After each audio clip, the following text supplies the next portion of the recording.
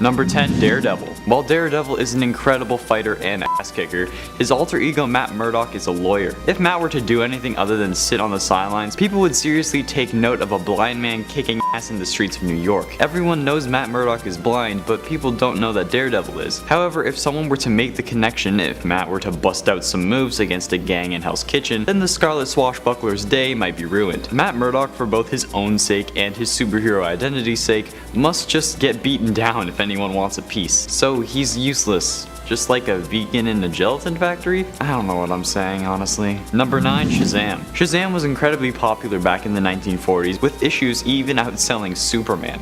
And while the Shazam movie was one of the better DCEU movies, the only one, Billy Batson is Shazam's alter ego. And he's literally a 14-year-old kid who, unless he says that magic word, is literally just that, a 14-year-old kid. And unless he says Shazam, he's not in costume. Therefore, he is very much allowed to be on this list. What can a kid do in a fight? It's like that saying, would you rather fight 100 kid-sized Shazams or one Shazam-sized kid? Honestly, even if he is Shazam-sized, the teen is still going to be easier to fight than Shazam, especially for me, where my only superpower is being able to clear out a room with one single cut of cheese. Number 8, Green Lantern. While in costume, Hal Jordan is the protector of Earth, a man with the superpower of not eating that last donut even though he really wants it. While yes, Green Lantern has gotten some hate and at points definitely deserved it, his alter ego is nothing more than a test pilot. Without the ring, what could Hal Jordan do realistically? Fly the superheroes who can't already fly into battle, unless someone who can fly is bringing them. Green Lantern has done some pretty incredible things so far, even at one point trying to arrest God. No matter how ridiculous that sounds, it happened. If you're not Green Lantern, it's a red light for helping, Hal. Sorry, not sorry. Man, these jokes are terrible. Number 7, Matter Eater Lad. Now, I'm definitely someone who is pretty adventurous with what I eat, but there are some things that I absolutely refuse to eat just because I don't like them. Like, I don't know, pickles. I really am not a fan. But that is where Matter Eater Lad comes in, the superhero who literally ate his way out of all of his problems. Tenzo Kim is an alien from the planet Bismol, and much like Stoneboy, Matter Eater Lad's powers are the result of his planet's inhabitants evolving in response to an unexpected tragedy. When all the food on Bismol became inedible thanks to some pesky microbes, the Bismolians adapted by becoming able to eat and digest anything and everything, which was apparently a good enough power to land him a spot on the League of Substitute Heroes. In addition to being able to put down random objects that he consumes, Matter Eater Lad can also analyze matter's contents, determining if it contains poison, and then he metabolizes his food quickly in order to obtain super speed, and use his special Bismolian digestive enzymes in order to make tough materials like steel just a lot easier to consume. Honestly, being able to eat anything and everything might make for a great party trick, and one that I would love to have in real life, but in the worlds of comics, it's not necessarily the most useful in the situations that anyone faces. Number 6, Iron Man.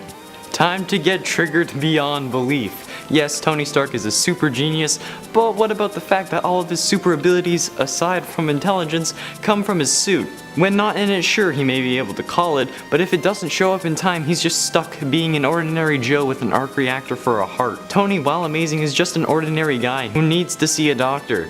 Sorry, Tony, I love you and you may be a genius, billionaire, playboy, philanthropist, but you have no regenerative abilities as far as I know, and you can be killed with a bullet. Your costume is your power. Don't think too highly of yourself. You to make me? Yeah. Big man in a suit of armor. Take that off. What are you?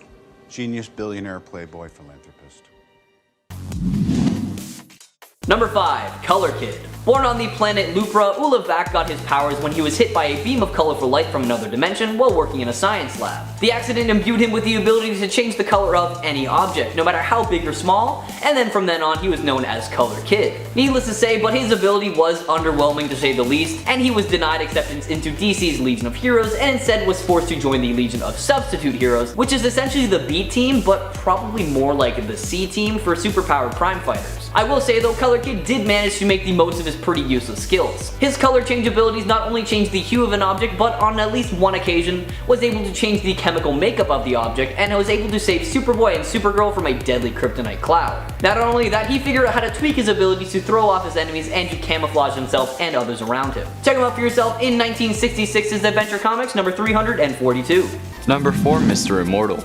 Mr. Immortal is the leader and founder of the Great Lakes Avengers, for honestly no reason. His power's in his name. Mr. Immortal can't die. He discovers this after multiple suicide attempts. His real name is Craig Hollis, whose only ability is not being able to die. He has no other skills. He can't fight and is just a glorified human punching bag. He sometimes wakes up in a fit of rage after being revived, and there was only one person who could calm him down: Dinosaur, who has been described as a pterodactyl-esque hero. What the hell is going on at the Great Lakes? Jesus, pterodactyls and immortal punching bags? I mean, it would be good to train with him since he can't die, but he doesn't have any skills. They should be training him with deadly force to get this man at least basic knowledge of combat. Number 3, Genie. Becca Parker was a member of Ecstatics, a group of mutant superheroes who were more preoccupied with becoming rich and famous than doing anything altruistic, like, you know, saving the world. What's her power, you ask? Well, she has the ability to generate seismic vibrations, which is pretty cool, right? Well, no, actually, because in order to use her powers, she has to be rip-roaring drunk. And the more drunk she gets, the more her power could grow. This is a pretty risque and problematic idea for a superhero, as her dependence on alcohol actually landed her on several most offensive lists. Not to mention, it also made her a terrible fighter. When she was drunk, Genie occasionally aimed her seismic waves at her fellow Ecstatics team members, meaning she was often more of a liability than an asset. Thankfully for everyone, but not so thankfully for her, her career as a superhero was cut short when she died while on a mission. Honestly, I'm kinda glad I never learned about her as a kid, because the whole, you know, drinking gives you superpowers thing is not a good message to send out to kids. Number 2, Cyborg. Can I count cyborgic? Is that a word? If Cyborg were to have the metal and cyborgic, it's a word now, parts removed from his body, he would be dead. And is there anything more useless than being dead? We can even see what he's like without his armor in Forever Evil number 3, where Batman and Catwoman need to bring Victor to Star Labs to have his father save his life again, because without his costume, he's literally dead weight. He just causes an inconvenience to those around him trying to save his life. This is the only character on the list who would die out of costume. I know you may not consider his cybernetic implants to be a costume, but I do, since that's what makes him a superhero rather than him just being Victor Stone. Number 1, Hindsight Lad. Carlton Lafroig is a great guy to have around if you want to spend your days filled with regret, sadness, and feeling like all around crap. First introduced in Marvel's New Warriors Annual number 3, Carlton would not become Hindsight Lad until New Warriors 37, where he caught a classmate transforming into his alter ego Speedball. Carlton blackmailed Speedball into letting him join the New Warriors. His issue is that he has no powers whatsoever, so while being useless and just kind of a dick out of costume, he's even worse in costume. His power is to point out tactical issues the heroes made in battle after the battle has ended, which means he is useless on the field, so he mostly works a desk job doing administrative tasks and using his computer skills. But can we talk about his costume? I would want to be out of that thing. He has car mirrors on his helmet, for fuck's sakes. This kid is the most sorry excuse for a hero I've ever seen. This kid is the epitome of uselessness. And look at me, I sound like everyone from high school.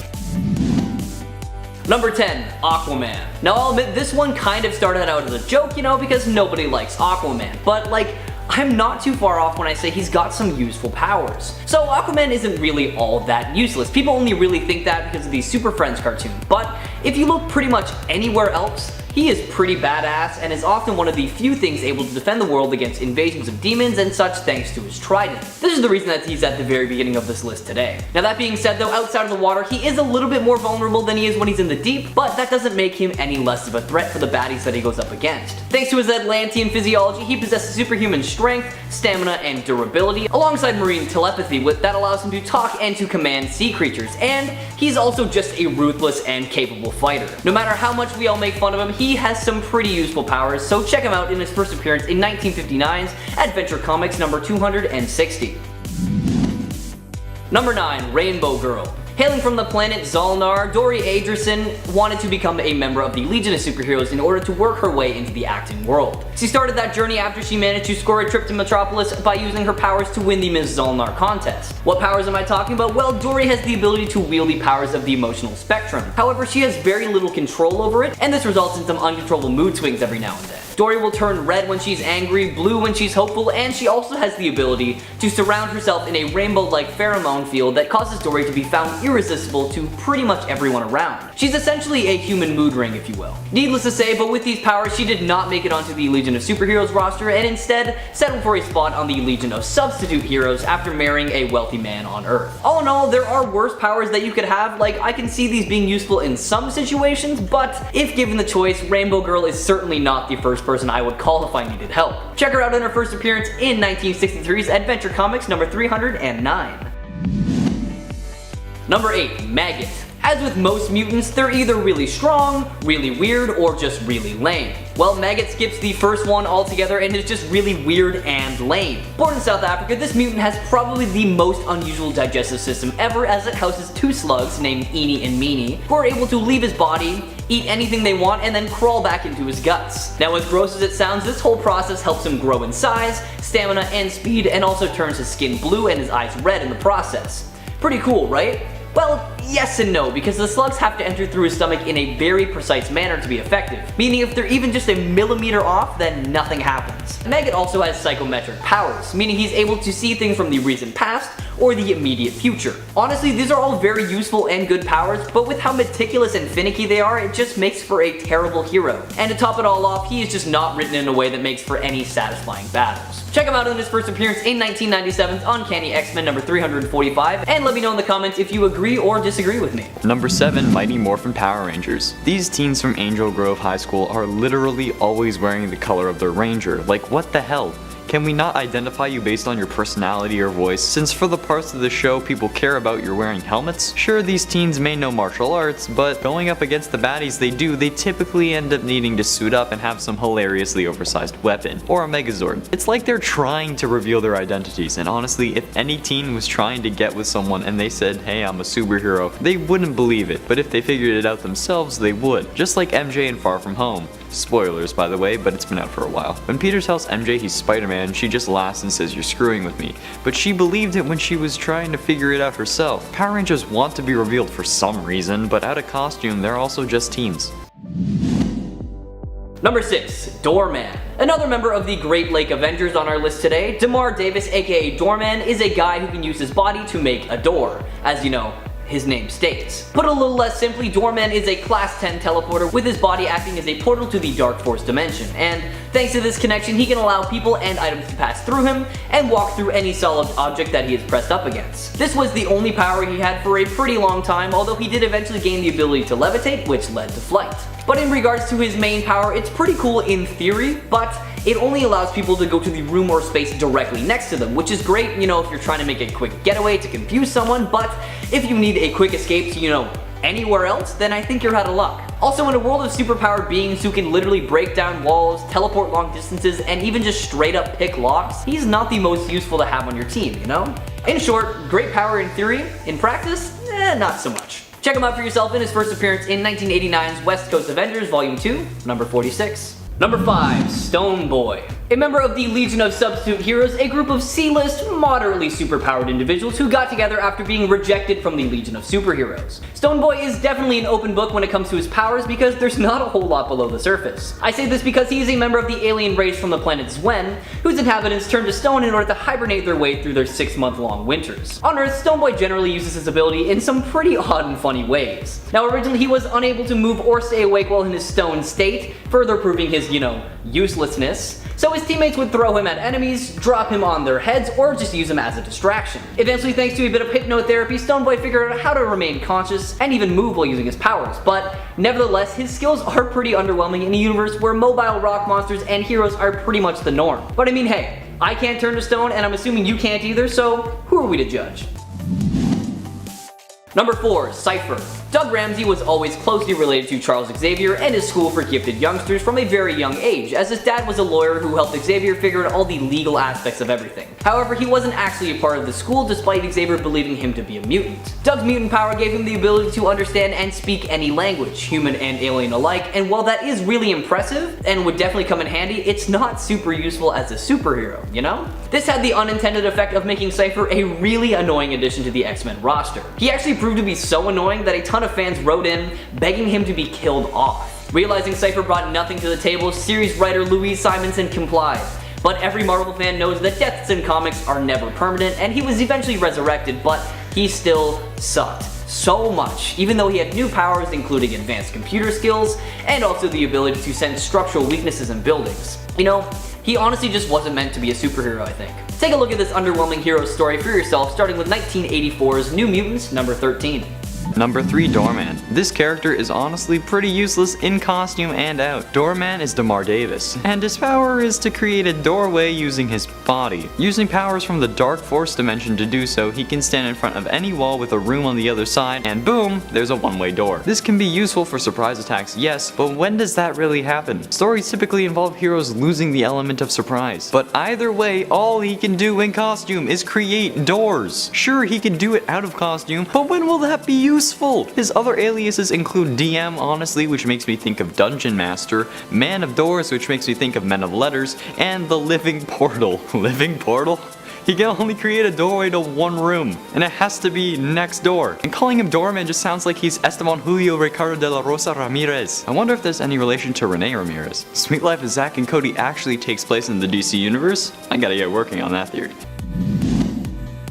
Number 2, Friendly Fire. Now, not a whole lot is known about Friendly Fire, as in we don't know his real name, and his origins are pretty up in the air. With the power to shoot bolts of energy out of his hands, this superhero had the ability to easily be Section 8's strongest team member, but as his name would imply, Friendly Fire could only strike his allies. Sort of. He was a terrible shot, so he constantly hit his friends and not the villains they were facing off against. Once a member of the hero team Section 8, which was basically just a big old group of heroes that nobody else wanted to team up with. I mean, come on, their members consisted of a guy who carried around a window to throw at people, and another guy who just welded dead dogs to villains. Friendly Fire really looked like a superstar compared to these guys. His final adventure was probably the worst out of all of them though, because instead of hitting the villain with his powers, he ended up just straight up blowing off his own head. Check out this tragic yet hilarious story for yourself in 1997's Hitman, number 18. And number 1, Hindsight Lad. Carlton Lafrage, the all-around nerd misfit who just blackmailed his neighbor Speedball into letting him join the New Warriors, which they begrudgingly allowed. Now calling himself Hindsight Lad, Carlton was best described as the most annoying character on the planet, using the only ability he possessed to help the team. The ability to analyze how things could have gone better after a failed mission. Yep, that's right, Hindsight Lad was that guy. The know-it-all who only tells you what you need to know after it's too late to be of any use. During the Civil War arc, the powerless Hindsight suddenly became bigoted against his former New Warrior teammates, even running an anti-New Warriors website where he effectively doxed them by revealing their secret identities. Oh, and not to mention he laundered official Avengers funds to buy himself a new costume. I will give him this though, I guess this ability is kind of useful so you know what not to do next time, but from experience, I am really not a fan of people like this, so I would hate every second of being on a team with him. Number 10, Quintavious Quire. Well, you might think Quinton Quire, as he was previously known, aka Kid Omega, has no place on this list because he is so powerful. Lately, he hasn't proved to be as useful in the comics. Rather, in the dawn of X-Line, it's actually becoming a running gag that he is killed on a regular basis. Often coming in with a pretty decent plan of attack that either he messes up or everything just kind of goes sideways, whether he's appearing in comics like X-Force or Wolverine. However, despite the fact that his death toll continues to climb when it comes to his own death and resurrection count, it should be acknowledged that Quintavious is a master telepath and telekinetic, who is known for being an Omega level mutant, hence his alias is Kid Omega. Number 9, NFL Super Pro. Now, anyone else remember when Marvel teamed up with the National Football League to make a promotional series about a pun-loving, crime-fighting ex-football player with superpowers? No? Well, that is totally okay, I also forgot about it too. Phil Grayfield, aka SUPERPRO, had his football career cut short after injuring himself while saving a child and decided to then take up a career as a sports reporter. Grayfield then just so happens to interview an all-ball chemist and superfan who just so happens to have invented a practically indestructible football uniform. Then for some reason a group of thieves comes in, takes what they want, ties Grayfield to a chair, and decides to burn up the rest of the scientist's things, including the suit. The combination of the heat and the fumes from the chemist's supplies end up giving Grayfield superpowers, which he then uses to pummel every bad guy in sight. What powers did he gain? Well, just invulnerability. That's about it. Sure, that's great and super useful, but other than that, he's just an average person, so if I were any other hero, I would honestly just leave him on the bench. Number 8, Jubilee. For me, myself, even I originally thought of the 90s cartoon when I thought of Jubilee, that young girl who could shoot fireworks out of her fingers. Sure, it's distracting, but Jubilee was never really as useful in a fight because of her powers. But the reality is, it's not actually Jubilee's powers that made her appear less than useful in the X-Men animated series, which, by the way, has the best intro music of any cartoon ever, save for maybe DuckTales. Rather, it was likely her inexperience that simply held her back. In the comics, it's been hinted at that Jubilee is actually far more powerful than she sometimes appears. Her powers allow her to create fireworks, but they also give her the potential to detonate matter at a subatomic level, which means she also has the potential to create an explosion similar to the detonation of a hydrogen bomb, or even more powerful, a cataclysmic quark-explosion. Number 7. Mr. Immortal. Craig Hollis, the leader and founder of the Great Lakes Avengers. Now you can probably guess what his powers are, right? He has the ability to heal and resurrect himself from any injury he faces, no matter how severe it might be, effectively making him immortal. He discovered the skill after several suicide attempts and eventually decided to make the best of it and fling himself into danger without fear because, I mean, if you can't die, what is there to really be scared of? The only real problem related to this insanely useful power is that he can still feel pain. And whenever he comes back to life, he goes into these crazy fits of rage because of how much pain he goes through while coming back to life. The only one who could calm him down was Dinosaur, his quote-unquote soulmate. However, after her death, there was no one able to really help him. Honestly, that's about it for this character if I'm being honest. Although he has this amazing power, he is incapable of using it to its full potential because he lacks training. Basically, he is just a walking, talking, raging punching bag that has died a total of 21 plus times. Check him out for yourself, starting with his first appearance in 1989's West Coast Avengers, Volume 2, number 46. Number 6. Bouncing Boy. Chuck Tane is just what he sounds like, a superhero with the ability to resemble and act like a giant bouncing ball, which his superhero name is an obvious play on. His powers make him not only super bouncy, but also grant him great durability. While many write him off as being a fairly useless hero, and he did fail in his tryouts for the Legion of Superheroes twice, Bouncing Boy did manage to prove how useful his ability could be, especially considering he has worked hard to become a skilled combatant who also has the ability to calculate the correct trajectories for his bounces, allowing him to target specific and sometimes multiple assailants or points of interest. Number 5. Arm Fall Off Boy. Hold on, what? This is an actual thing? Arm Fall Off Boy is able to take off his arm and beat criminals with it? Okay. Well, if you see this and he's not in costume, what do you think you're gonna do? I think run like the kid does in It, because Jesus Christ, this thing would be terrifying. This guy looks like he has a frozen ham leg for an arm like any cartoon killer ever. This honestly should not require that much explaining. This guy is literally a walking corpse in my opinion. Like, oh, you need a hand, man? Let me give you an arm. What? What? I can't. Honestly, I can't. Just go to the next number. Jesus Christ. Number 4. Infectious Lass. Admittedly, Infectious Lass is not a master of her abilities, but if she were, gee, that would be something. She could quickly become the most useful superhero like that. Drorosept is an alien from the planet Somater. Her people have bodies that house tons of microorganisms, which she uses on her enemies, making them sick. Unfortunately, she's not great at controlling her strange power, which sometimes leads to her infecting those that she does not mean to infect. Still, if she had better control, this power itself seems like it would be quite useful.